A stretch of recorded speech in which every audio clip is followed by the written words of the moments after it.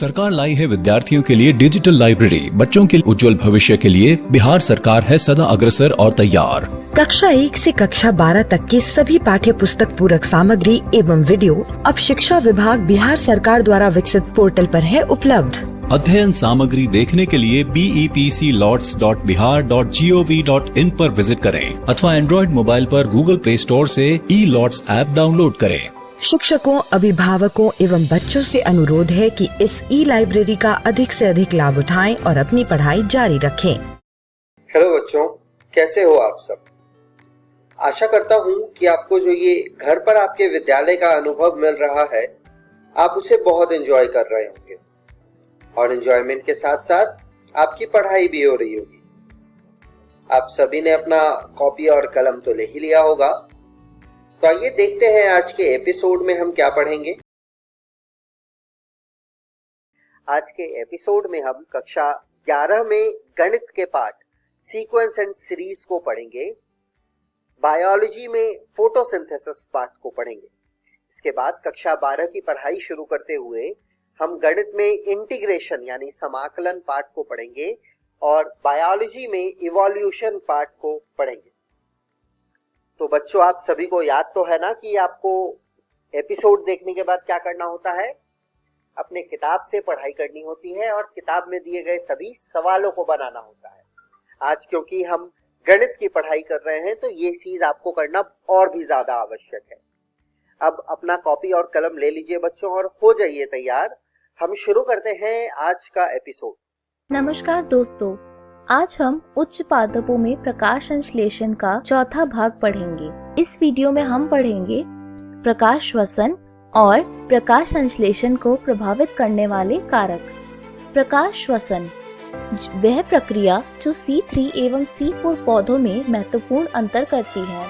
प्रकाश श्वसन समझने के लिए हमें केल्विन पद के प्रथम चरण अर्थात कार्बन डाइऑक्साइड स्थिरीकरण से पहले चरण के विषय में कुछ अधिक जानकारी करनी होगी।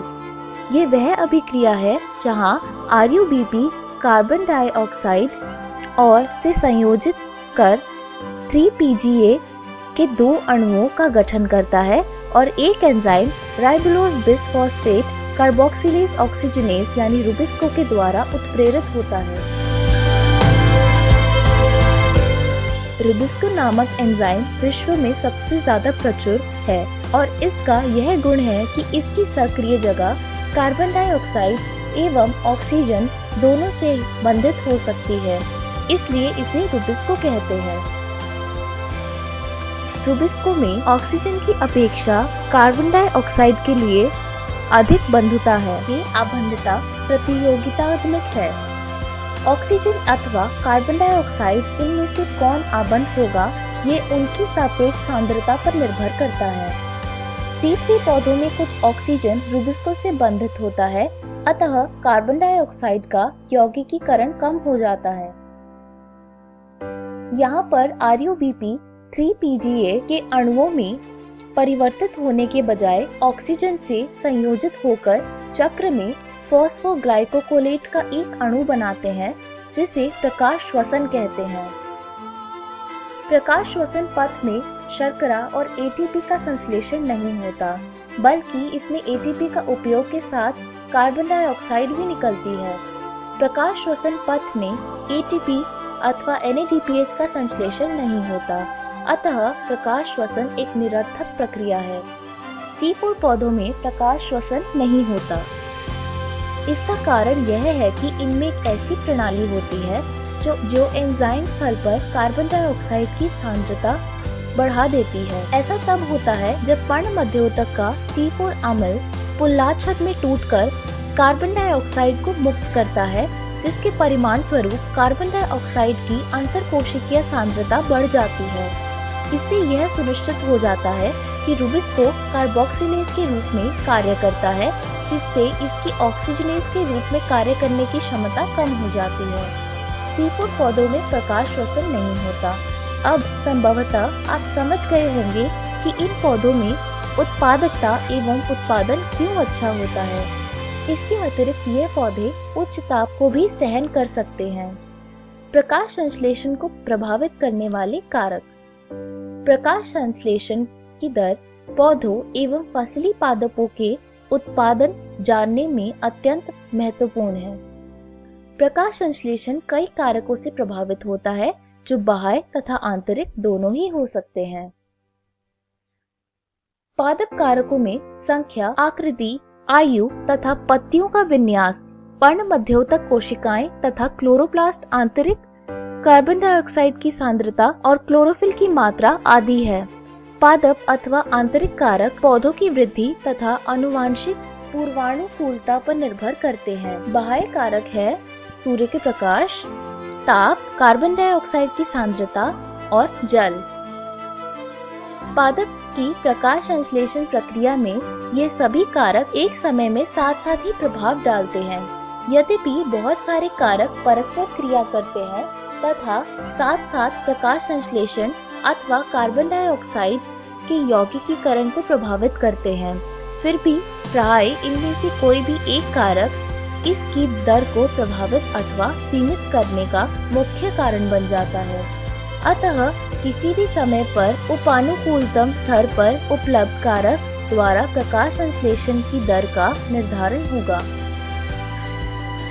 जब अनेक कारक किसी रासायनिक प्रक्रिया को प्रभावित करते हैं तो ब्लैकमैन का लॉ ऑफ लिमिटिंग फैक्टर्स प्रभाव में आता है। इसके अनुसार यदि कोई रासायनिक प्रक्रिया एक से अधिक कारकों द्वारा प्रकाश की तीव्रता का प्रकाश संश्लेषण प्रभावित होती है तो इसकी दर का निर्धारण उस समीपस्थ के प्रति दर पर प्रभाव का ग्राफ कारक द्वारा होगा जो कि न्यूनतम मान वाला हो। अगर उस कारक की मात्रा बदल दी जाए तो कारक प्रक्रिया को सीधे प्रभावित करता है। उदाहरण के लिए एक हरी पत्ती अधिकतम अनुकूल प्रकाश तथा कार्बन डाइऑक्साइड की उपस्थिति के बावजूद यदि ताप बहुत कम हो तो प्रकाश संश्लेषण नहीं करेगी। इस पत्ती की प्रकाश संश्लेषण में तभी शुरू होगा यदि उसे इष्टतम ताप प्रदान किया जाए। प्रकाश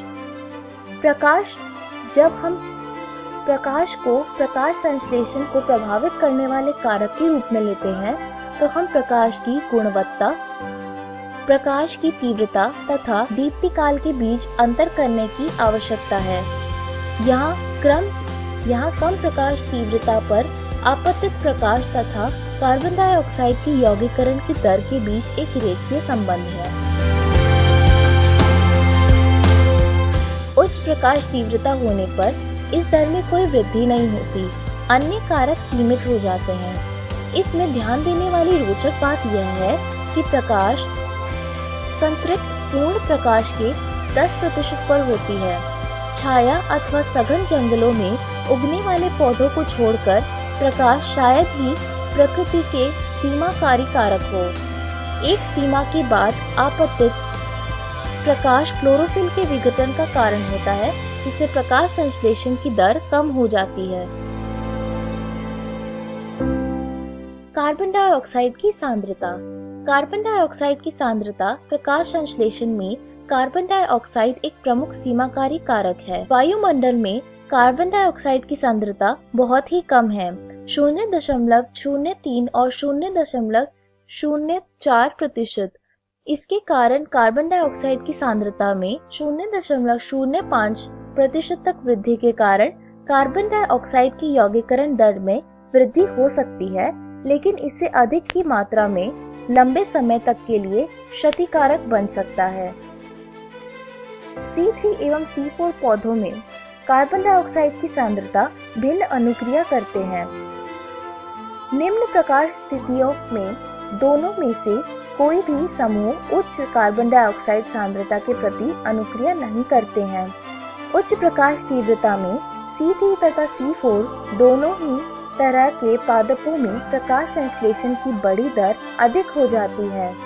यहाँ पर ध्यान देने महत्वपूर्ण है कि C4 पौधों में लगभग 360 माइक्रोमोल प्रति लीटर में संतृप्त हो जाता है, जबकि C3 बढ़ी हुई CO2 सांद्रता पर अनुक्रिया करते हैं तथा संतृप्त केवल 450 माइक्रोमोल प्रति लीटर के बाद ही दिखती है। अतः उपलब्ध कार्बन डाइऑक्साइड का स्तर C3 पादपों के लिए सीमाकारी है। C3 पौधे उच्चतर कार्बन डाइऑक्साइड सांद्रता में अनुक्रिया करते हैं और इससे प्रकाश संश्लेषण की दर में वृद्धि होती है, जिसके फलस्वरूप उत्पादन अधिक होता है और सिद्धांत का उपयोग ग्रीन हाउस फसलों जैसे टमाटर एवं बेल मिर्च में किया गया है।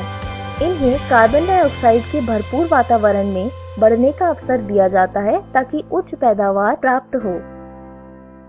ताप अप्रकाशीय अभिक्रियाएं एंजाइम पर निर्भर करता है, इसलिए ताप द्वारा नियंत्रित होता है।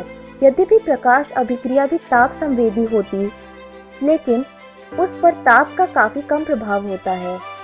C4 पौधे उच्च ताप पर अनुक्रिया करते हैं तथा उनमें प्रकाश संश्लेषण दर भी ऊंची होती है, जबकि C3 पौधों के लिए इष्टतम तापमान कम होता है। विभिन्न पौधों के प्रकाश संश्लेषण के लिए इष्टतम तापमान उनके अनुकूलित आवास पर निर्भर करता है। उष्णकटिबंधीय पौधों के लिए इष्टतम ताप उच्च होता है।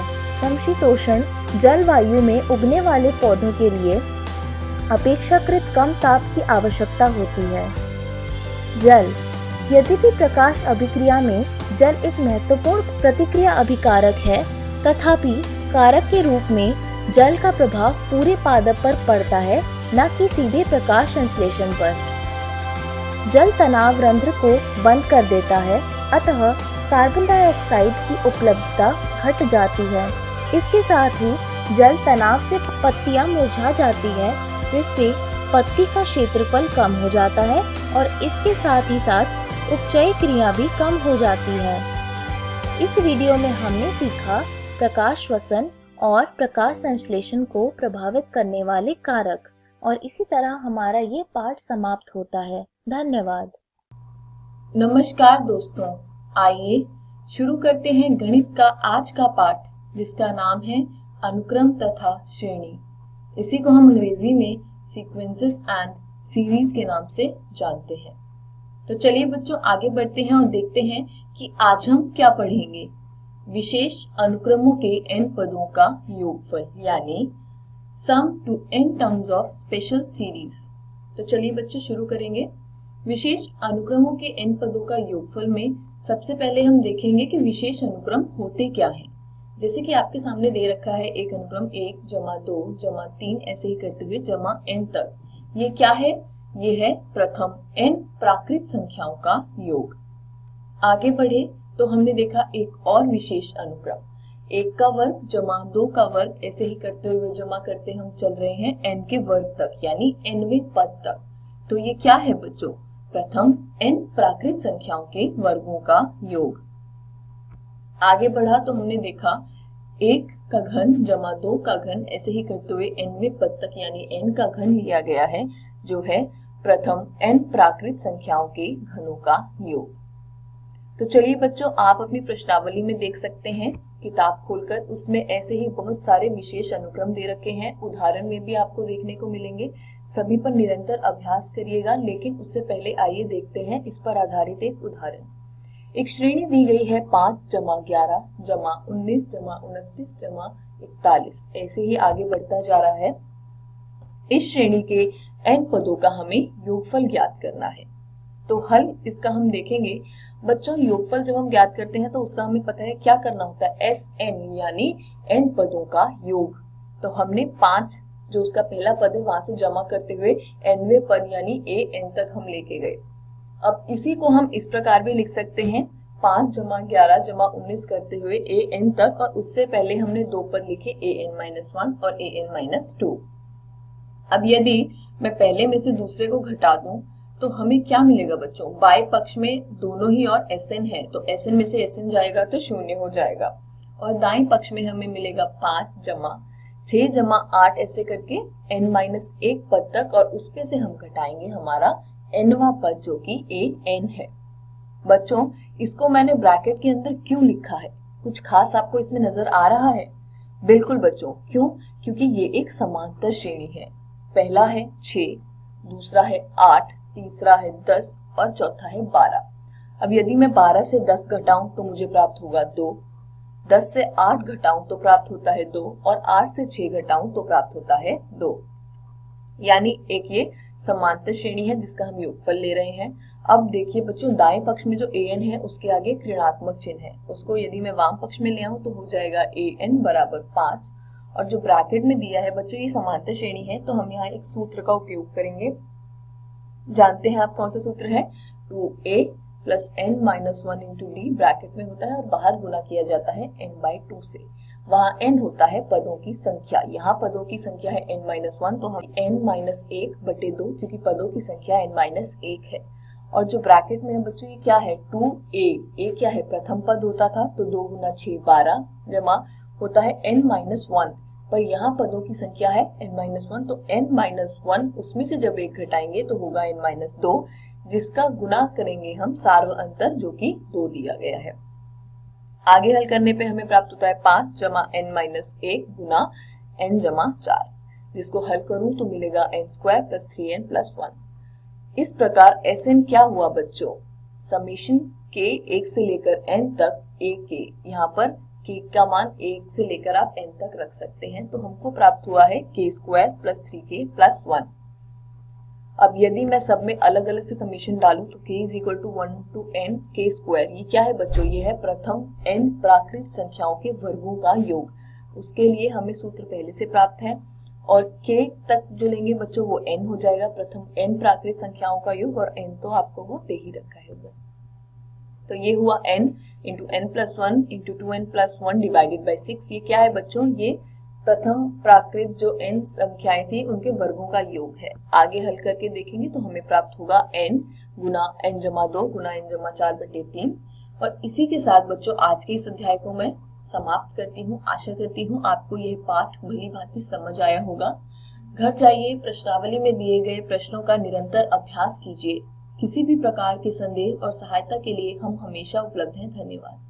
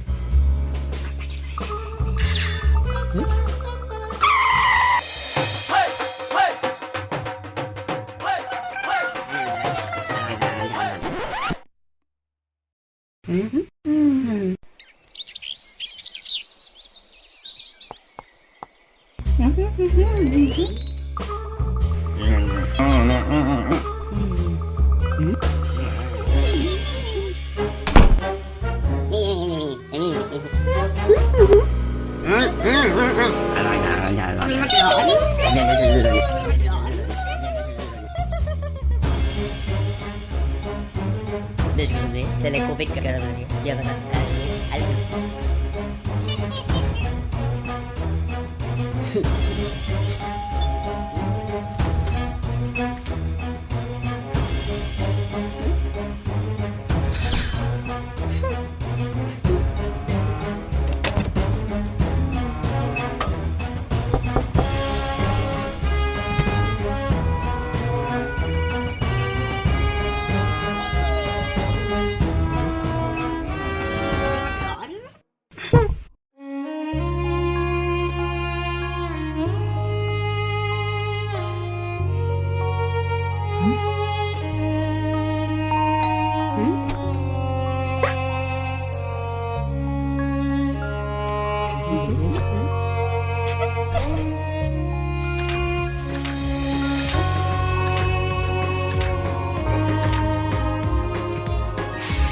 नमस्कार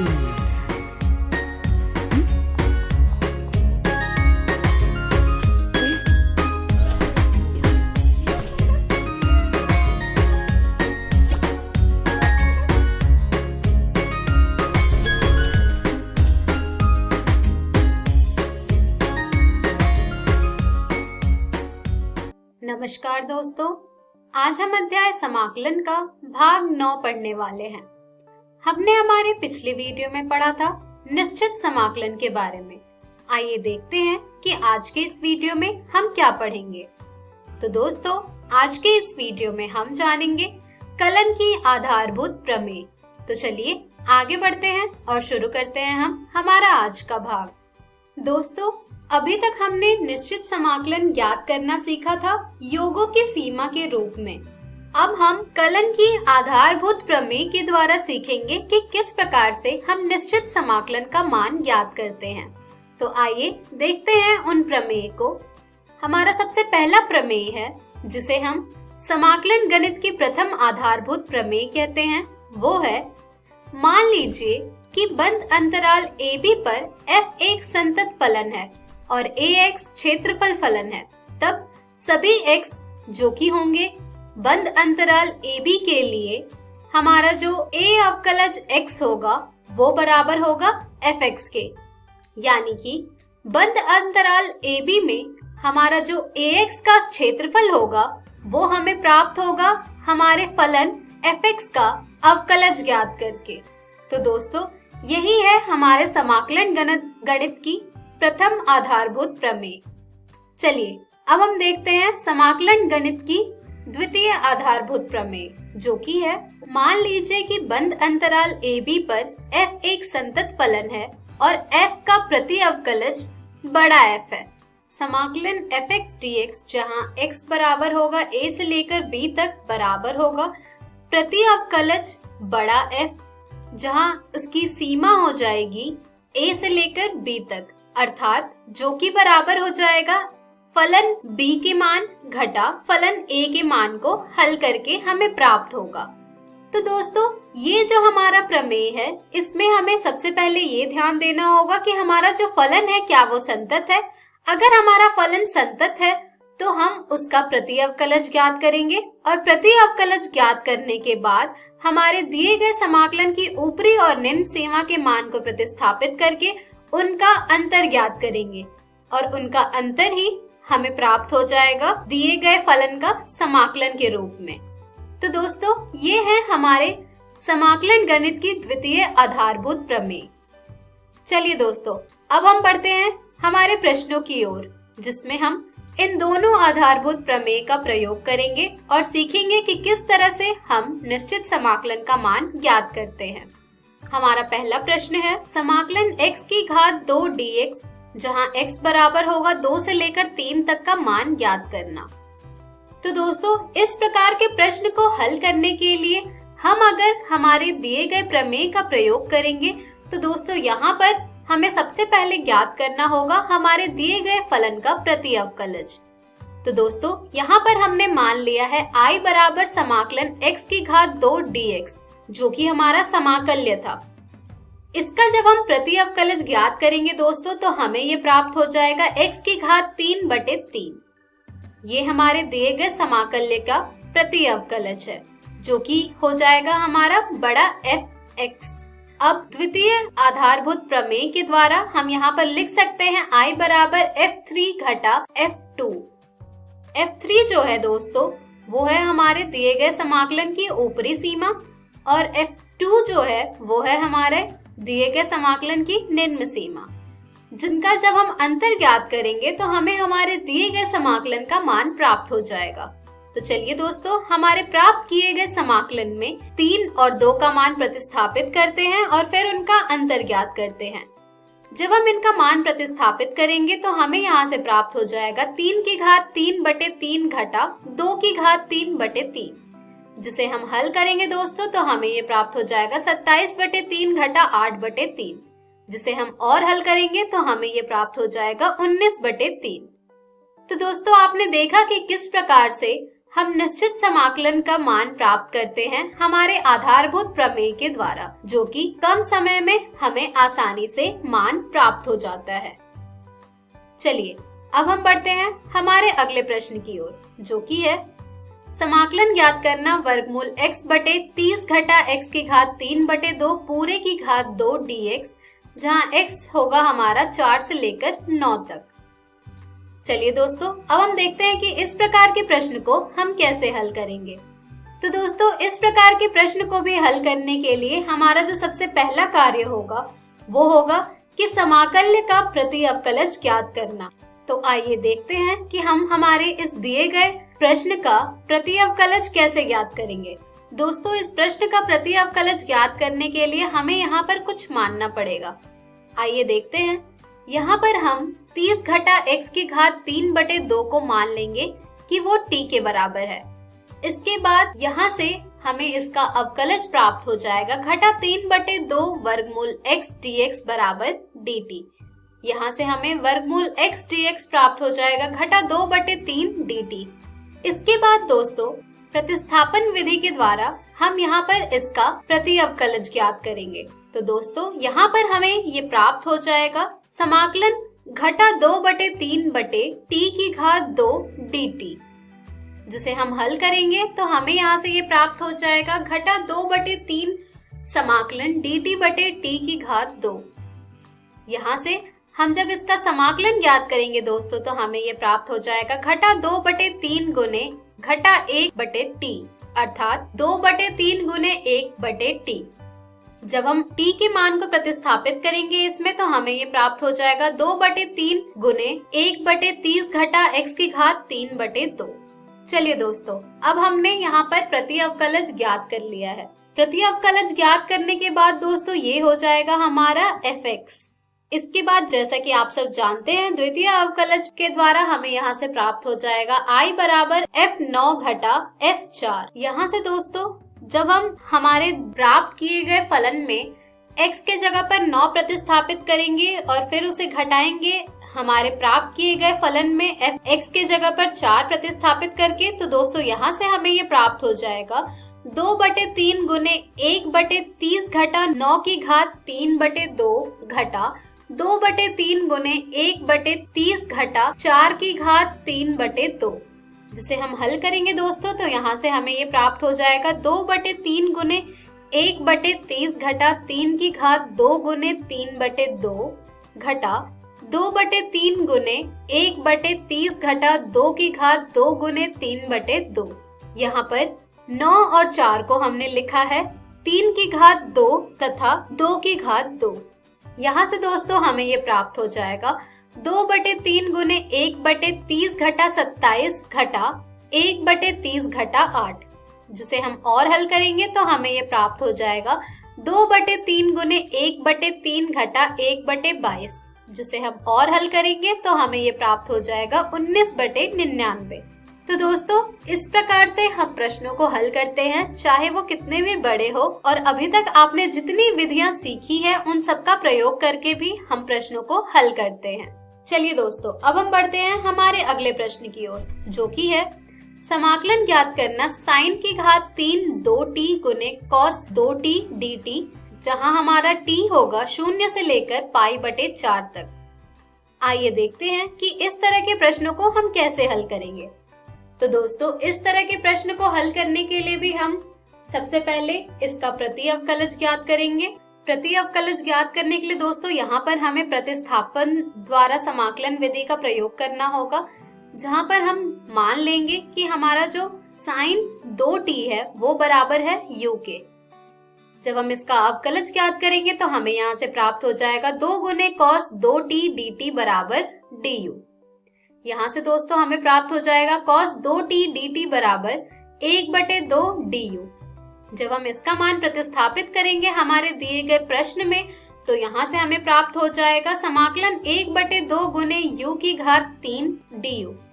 तो यहाँ से हमें प्राप्त हो जाएगा दोस्तों 1 बटे 2 गुने समाकलन u की घात 3 du, जिसका कि जब हम समाकलन ज्ञात करेंगे तो हमें यहाँ से प्राप्त हो जाएगा 1 बटे 2 गुने u की घात 4 बटे 4, जहाँ पर अब हम u के मान को प्रतिस्थापित करेंगे तो यहाँ से हमें यह प्राप्त हो जाएगा 1/8 गुने साइन की घात 4 2t। तो दोस्तों ये हो जाएगा हमारे दिए गए समाकल्य का प्रति अवकलज, जिसे हम यहाँ पर प्रतिस्थापित करते हैं fx से। चलिए अब हम द्वितीय आधारभूत प्रमेय के द्वारा यहाँ से हम लिख सकते हैं कि हमारा जो समाकल्य है वो बराबर होगा f π/4 घटा f शून्य के। चलिए अब हम हमारे प्राप्त किए गए प्रति अवकलज में t के जगह पर π/4 प्रतिस्थापित करते हैं और फिर उसे घटाते हैं हमारे प्राप्त किए गए प्रति अवकलज में t की जगह पर शून्य प्रतिस्थापित करके। जब हम इनके मान को प्रतिस्थापित करेंगे दोस्तों तो यहाँ से हमें ये प्राप्त हो जाएगा 1/8 गुने साइन की घात 4 2 गुने π/4 घटा साइन की घात 4 गुने 2 गुने 0, जिसे हम प्राय हल करेंगे दोस्तों तो यहाँ से हमें ये प्राप्त हो जाएगा 1/8 गुने साइन की घात 4 π/2 घटा साइन की घात 4 0, जिसे हम और हल करेंगे तो हमें ये प्राप्त हो जाएगा 1/8। तो दोस्तों हमारे इस दिए गए समाकलन का मान जो हमें प्राप्त हुआ है वो है 1/8। तो दोस्तों आपने देखा कि किस तरह से हम कलन की आधारभूत प्रमेय का प्रयोग करके निश्चित समाकलन का मान ज्ञात करते हैं। इस तरह के और भी प्रश्न आपको आपकी NCERT पुस्तक में मिल जाएंगे, जिन्हें आप जरूर हल करें। और दोस्तों समाकलन पर आधारित आप जितने भी प्रश्नों को हल करेंगे उतने ही अच्छी तरह से आपको समाकलन समझ आते जाएगा। तो दोस्तों आज के इस वीडियो में हमने सीखा कलन की आधारभूत प्रमेय। हम हमारी अगली वीडियो में जानेंगे प्रतिस्थापन द्वारा निश्चित समाकलनों का मान ज्ञात करना। धन्यवाद।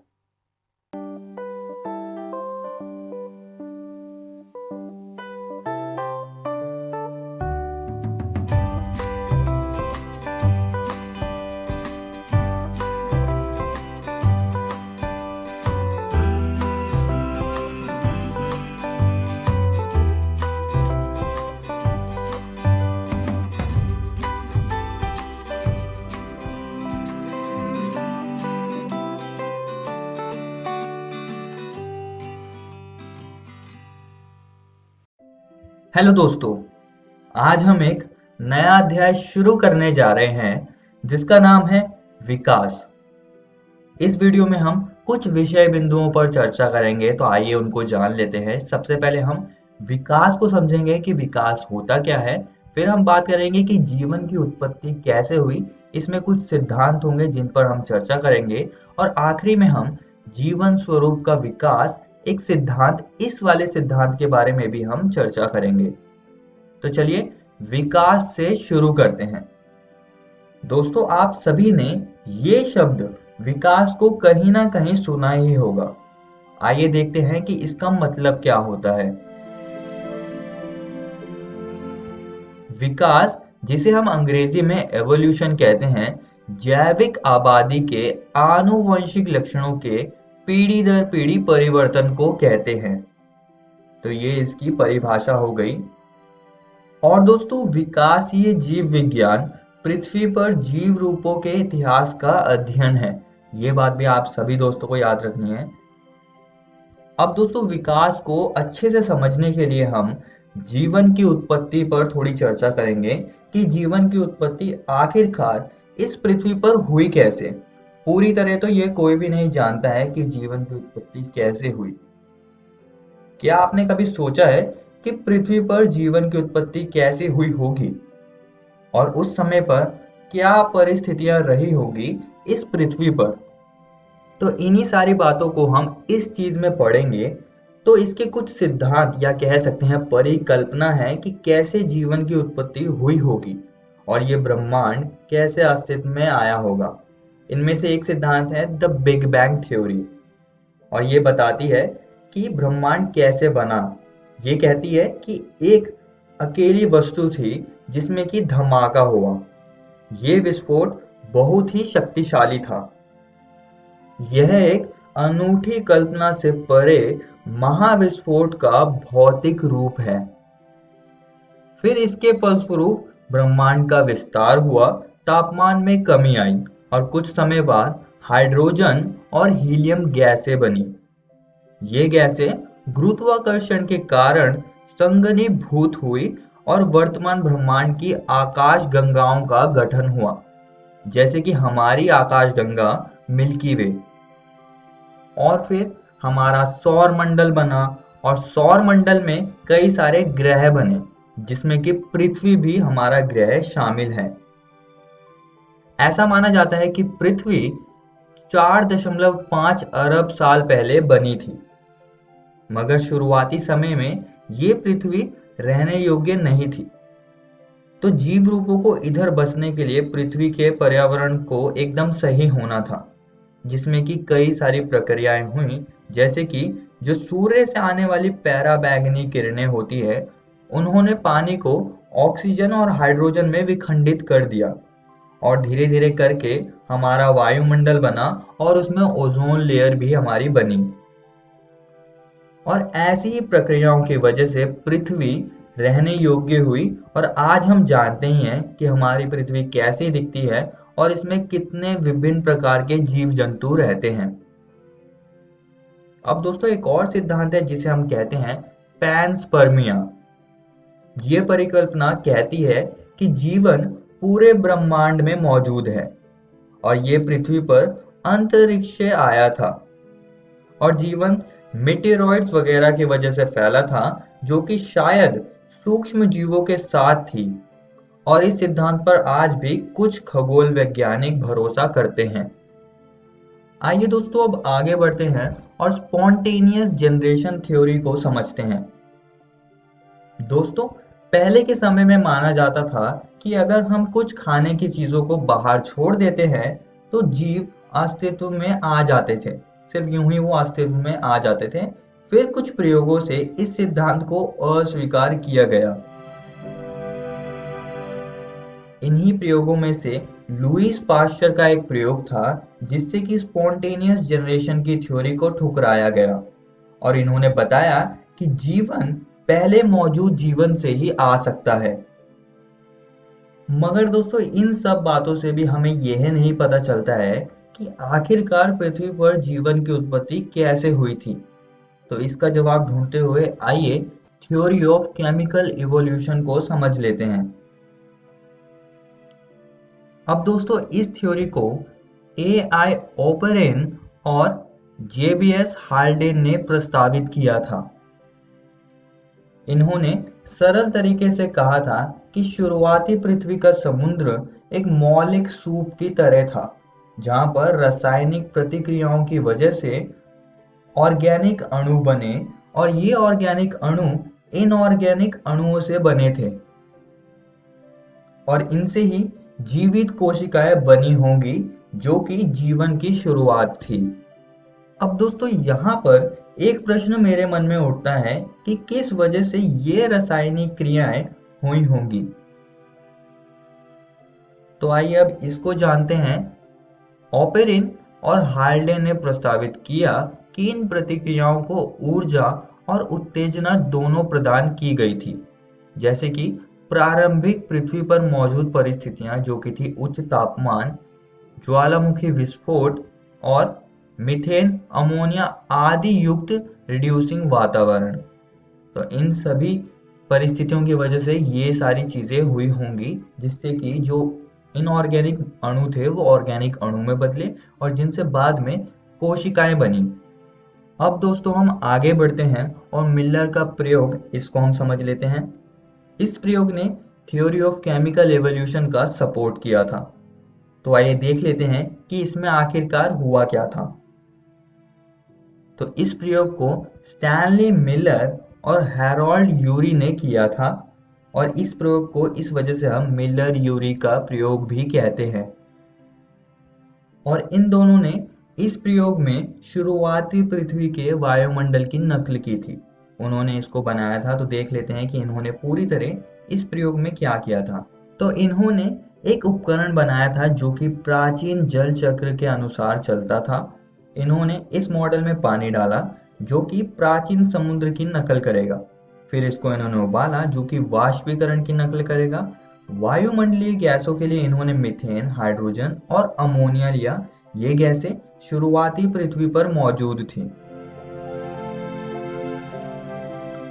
एक कंडेंसर भी इन्होंने लगाया ताकि वायुमंडल को ठंडा रखा जा सके।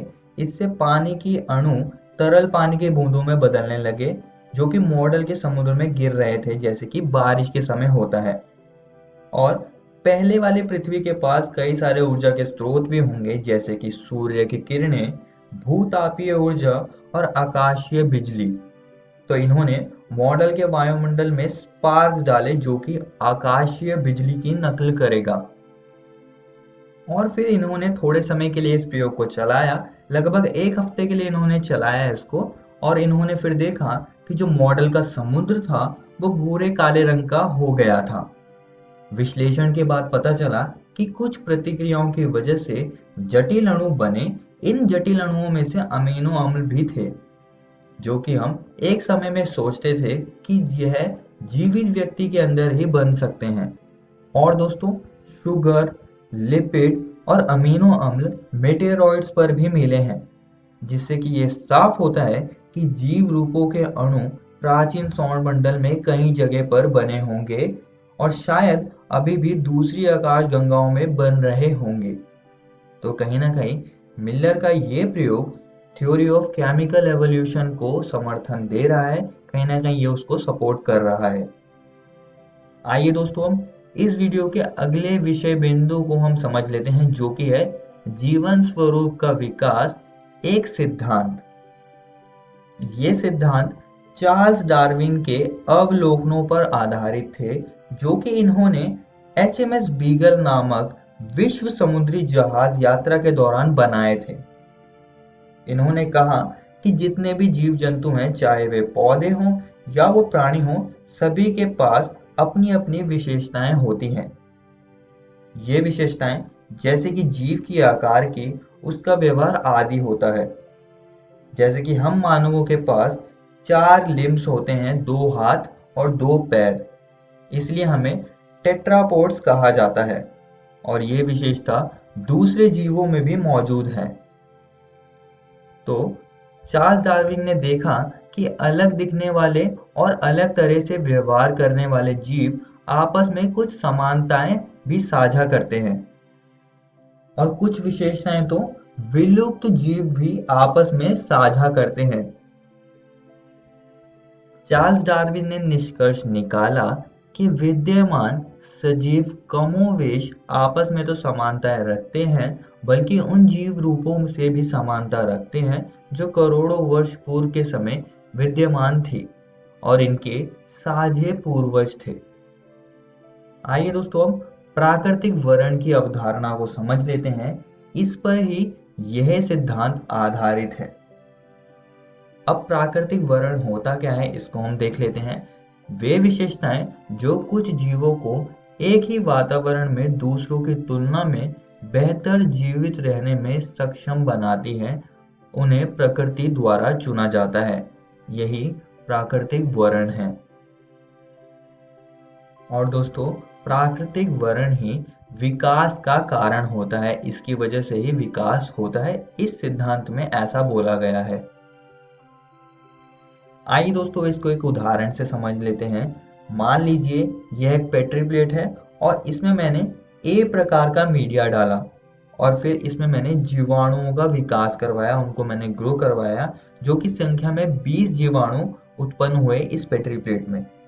और फिर मैंने दूसरी पेट्री प्लेट ली और इसमें बी प्रकार का मीडिया डाला और फिर मैंने इस ए पेट्री प्लेट में से 20 जीवाणुओं को बी वाले मीडिया में डाल दिया। और फिर इसमें देखा मैंने, इसमें भी विकास हुआ इनका, और फिर देखा तो यहाँ पर सिर्फ 5 जीवाणु ही उत्पन्न हुए। 20 में से केवल 5 जीवाणु उत्पन्न होते हैं यहाँ पर। तो इस बात से हम कह सकते हैं कि उन 5 बैक्टीरिया यानी कि उन 5 जीवाणुओं का चयन मीडिया के एनवायरनमेंट की वजह से हुआ और 20 जीवाणु में से केवल 5 ही सरवाइव कर पाए इस प्रकार के बी प्रकार के मीडियम में। और वो ऐसा क्यों कर पाए? क्योंकि 5 ही जीवाणुओं के पास कहीं ना कहीं योग्यता थी इस टाइप के मीडिया में ग्रो करने की। तो प्राकृतिक वर्ण कुछ इस तरह से काम करता है। और फिर उसी समय पर एक और शख्स था जिसका नाम था एल्फ्रेड वॉलेस। इन्होंने भी प्राकृतिक वर्ण के बारे में डार्विन जैसे ही इनके विचार थे तो इससे हम क्या निष्कर्ष निकाल सकते हैं प्राकृतिक वरण के बारे में? जीवित प्राणी संसाधनों पर प्रतिस्पर्धा करते हैं और दिए गए वातावरण में सबसे उपयुक्त जो प्राणी होगा वो ज्यादा अच्छे से सरवाइव कर पाएगा, यानी कि वो ज्यादा अच्छे से जीवित रह पाएगा। इस वीडियो में दोस्तों हमने जाना कि विकास क्या होता है, इसके बारे में हमने चर्चा करी और हमने जीवन की उत्पत्ति कैसे हुई इसमें हमने कुछ सिद्धांतों को पढ़ा और फिर हमने आखिरी में जीवन स्वरूप का विकास एक सिद्धांत इस पर भी हमने चर्चा करी जिसमें कि हमने प्राकृतिक वरण के बारे में पढ़ा। और दोस्तों मैं आप सभी को एक और बात बताना चाहता हूँ कि आज हमने आपकी एनसीईआरटी किताब के ये 3 विषय बिंदुओं को खत्म कर लिया है। आप इसको जरूर घर से किताब से पढ़कर आइएगा। अगली वीडियो में हम विकास के प्रमाण क्या है इनको हम समझेंगे और हम अनुकूली विकिरण क्या है इस पर भी हम चर्चा करेंगे।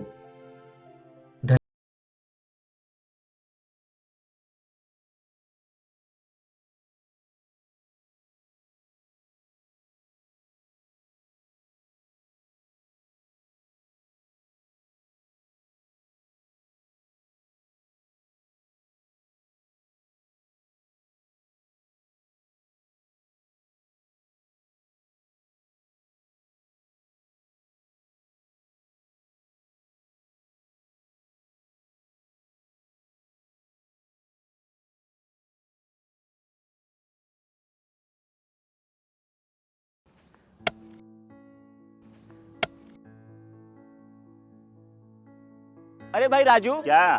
अरे सुने कि कल चाचा कुछ बता रहे थे, क्या बोल रहे थे? हाँ, चाचा कल बहुत बढ़िया बात बता रहे थे।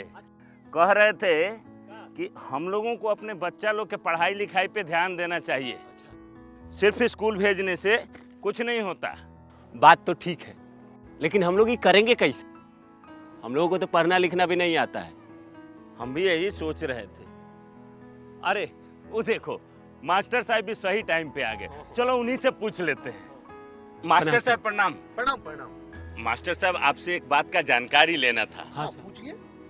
अब हम लोग तो ठहरे कम पढ़े लिखे आदमी, हाँ। लेकिन हम लोग का बच्चा लोग स्कूल में जाके क्या करता है, क्या सीखता है, क्या पढ़ता है, ये हम लोग कैसे जानेंगे? होता आसान है। अच्छा कैसे? चलिए आप लोग स्कूल में, हम बताते हैं। जी जी चलिए। जी सर चलिए। चलो चलो। हाँ हाँ चलिए। हाँ हाँ हम उठा लेते हैं। चल। आइए, ये देखिए, ये है क्लास 3 का अधिगम प्रतिफल पोस्टर।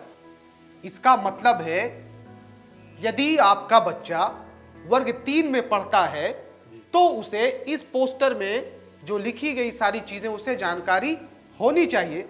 ये क्या है? पक्षी। और ये क्या है? पेड़।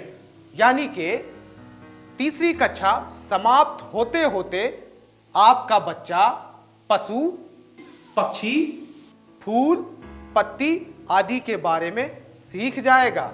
हर क्लास और हर विषय के लिए अधिगम प्रतिफल पोस्टर बनाए गए हैं। आइए कुछ दूसरे तरीके जानते हैं। जी सर। ये देखिए, ये है हमारे बच्चों की कॉपियाँ और ये है सही का निशान। इसका मतलब है कि इस प्रश्न का उत्तर आपके बच्चे ने बिल्कुल सही दिया है। जितना ज़्यादा होंगे ये निशान उतना बढ़िया सीखा है आपका बच्चा। और ये क्या है? गलत का निशान। हाँ, ये है गलत का निशान और इसका मतलब है आपके बच्चे ने इस प्रश्न में कुछ गलती की होगी। और ये निशान जितना ज़्यादा होगा आपको अपने बच्चे पे उतना ही ध्यान देने की ज़रूरत है।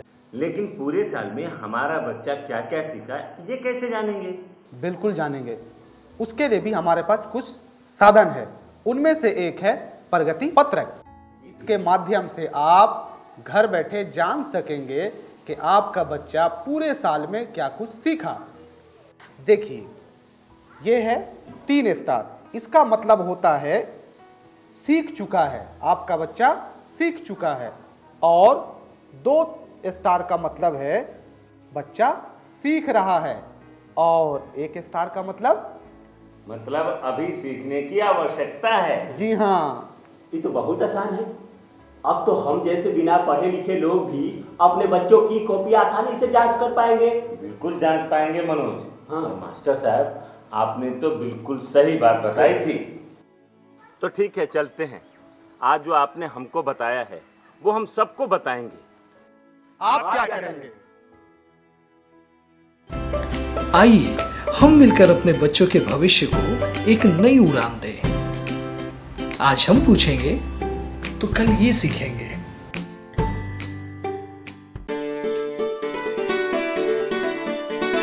डर से नहीं, तैयारी से आगे कदम बढ़ाना है। रुकी जिंदगी में चहल पहल वापस फिर से लाना है। धोकर हाथ पहन कर मास्क सुरक्षित जीवन चलाना है। सुरक्षित जीवन चलाना है। डर कर नहीं, तैयारी से आगे कदम बढ़ाना है। डर कर नहीं, तैयारी से आगे कदम बढ़ाना है। रखेंगे 2 गज की दूरी, सबको पौष्टिक आहार खिलाएंगे। बच्चों और बूढ़ों का करेंगे ख्याल। रोगी नहीं, रोग से लड़ कोरोना को हराएंगे। स्वास्थ्य केंद्र फिर से खुल गए, जिनका लाभ उठाना है। रुकी जिंदगी में चहल पहल वापस फिर से लाना है। धोकर हाथ पहन कर मास्क सुरक्षित जीवन चलाना है। सुरक्षित जीवन चलाना है।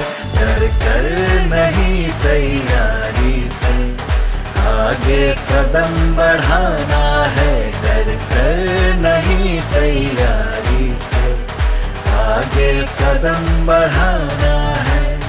टीकाकरण की शुरुआत हो गई है, पर पहले की तरह हमें मास्क लगाना और 2 गज की दूरी बनाए रखना अभी भी जरूरी है। स्वास्थ्य विभाग और सूचना एवं जनसंपर्क विभाग बिहार सरकार द्वारा जनहित में जारी। जीतेगा बिहार। सरकार लाई है विद्यार्थियों के लिए डिजिटल लाइब्रेरी। बच्चों के उज्जवल भविष्य के लिए बिहार सरकार है सदा अग्रसर और तैयार। कक्षा 1 से कक्षा 12 तक की सभी पाठ्य पुस्तक पूरक सामग्री एवं वीडियो अब शिक्षा विभाग बिहार सरकार द्वारा विकसित पोर्टल पर है उपलब्ध। अध्ययन सामग्री देखने के लिए BEPCLOTS.bihar.gov.in पर विजिट करें अथवा एंड्रॉइड मोबाइल पर गूगल प्ले स्टोर से E-LOTS ऐप डाउनलोड करें। शिक्षकों, अभिभावकों एवं बच्चों से अनुरोध है कि इस ई लाइब्रेरी का अधिक से अधिक लाभ उठाएं और अपनी पढ़ाई जारी रखें।